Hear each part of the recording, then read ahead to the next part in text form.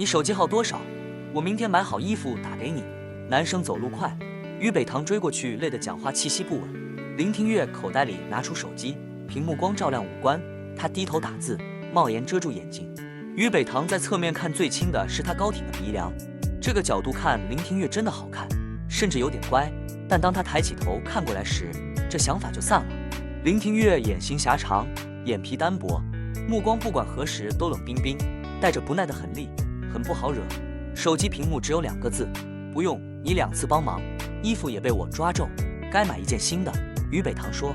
林庭月扫他一眼，冷冽的眸光像台能看穿人心思的仪器，精准地挖出藏在眼底阴暗。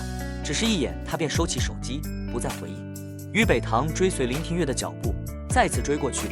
这2次谢谢你了。林庭月没答。这时，迎面走来的路人停在他们面前，打扰问一下，你们知道有个叫林庭月的男孩住在哪栋楼吗？于北堂茫然地看眼林庭月，见他没反应，说：抱歉，我才转来这边，还不太熟。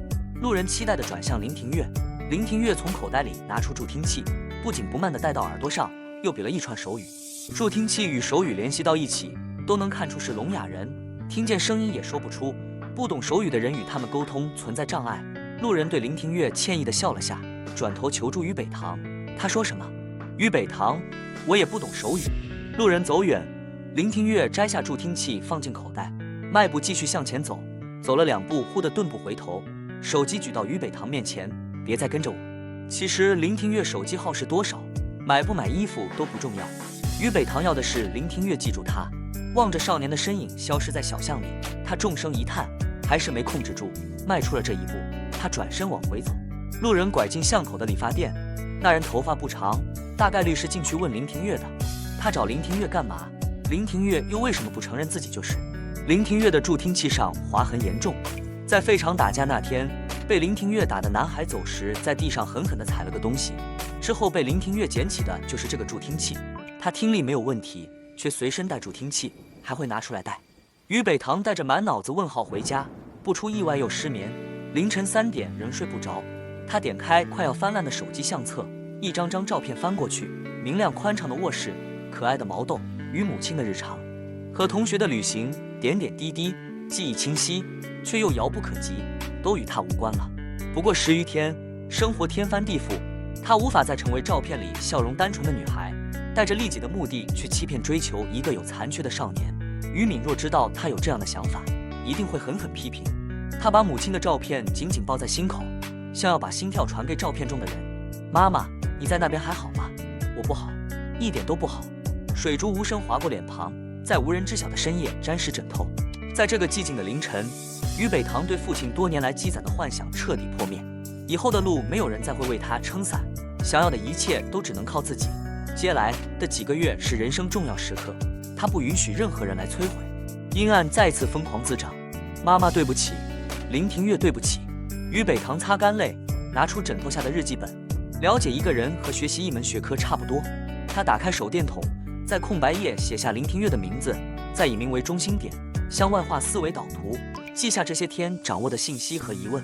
林庭月，18岁，中考状元，特招生，不常在学校，不上晚自习，放学后在超市收银，之后去 KTV 打工，凌晨1点半左右回家，早晨几点出门，超市几点关门。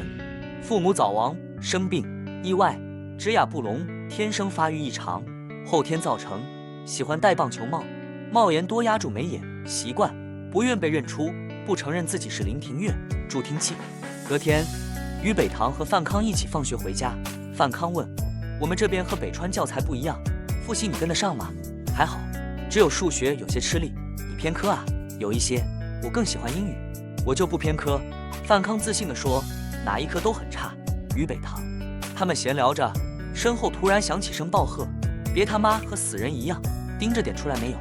这嗓音于北堂太熟了，这几天做梦都能听见。刘一强竟然追到校门口来了。霎时间，他毛发森竖，抬腿想跑，仅存的一点理智提醒着他，突然跑起来更容易惹人注意。于北堂稳住脚步，轻声对范康说：你先走吧。转头拐进路边一家超市。喂！范康追着进超市，买什么我等你。于北堂站货架前，余光瞥向窗外，刘一强的跟班又多一个。他们站学门口不远的位置，东张西望。学生走得差不多，校门口走出来的人稀稀拉拉没几个。刘一强招呼一声，4人扭头往回走，距离越来越近。他收回视线，向货架深处走去。范康见于北堂面色发白，神色慌张，问：“你怎么了？”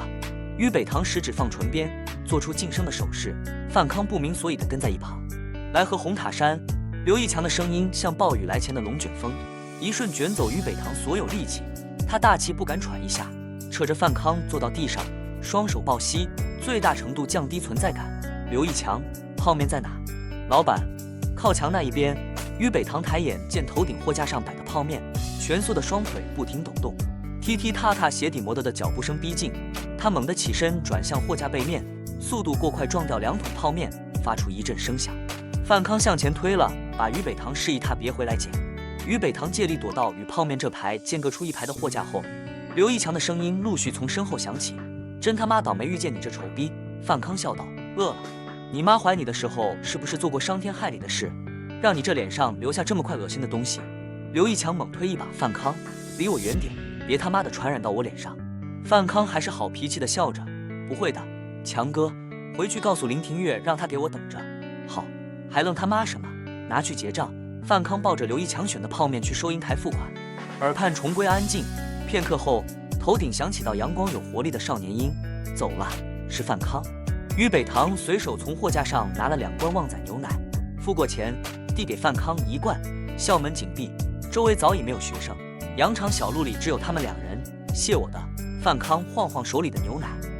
“于北堂拿出手机说：“你手机拿来。”范康点开微信，于北堂加上好友，转去刚刚的泡面钱：“对不起，害你被他们骂。”“这有什么？”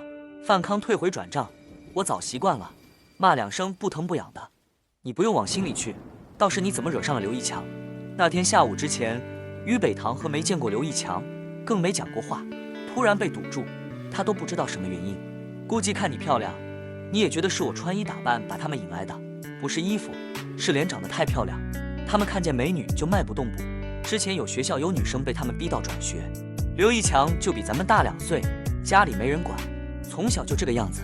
范康撸起校服衣袖，露出小臂上一条条细长的疤痕。这都是小时候我交不出零花钱，刘一强他们拿小刀划的，林庭月胳膊上也有，我们被他欺负了好几年。有次林庭月急了，摸出把刀扎到刘一强腿上，鲜血直流，吓得刘一强惊慌大叫，差点落下残疾。那之后刘一强再也不敢抢我们的钱。刘一强典型的欺软怕硬，踹我2脚，骂2下不算什么。他忌惮林庭月，不敢真打我。刘一强果真不敢招惹林庭月身边的人。你怎么和林庭月成为朋友的？于北堂问。范康指指脸上的胎记，一个脸上有胎记，一个不会讲话，都被同学孤立，自然就成为朋友。这都小学时候的事。林庭月从小就不能讲话，4岁以前可以，生病导致的。不是。健谈的范康突然不聊了。那个，我到家了，再见。你家不是在？于北堂话没讲完，范康已经跑进岔路没影了。独自回家的路程，他脚下快步走着，脑子也飞快运转。刘一强忌惮林庭月，不敢真动林庭月身边的人，范康就是个真实的例子。如果他能成为林庭月的女朋友，也会和范康一样成为林庭月这把伞下的人。刘一强便不敢再来找麻烦，没有比这更简单快捷的办法了。于北堂给范康发消息：周末林庭月在超市吗？范康在。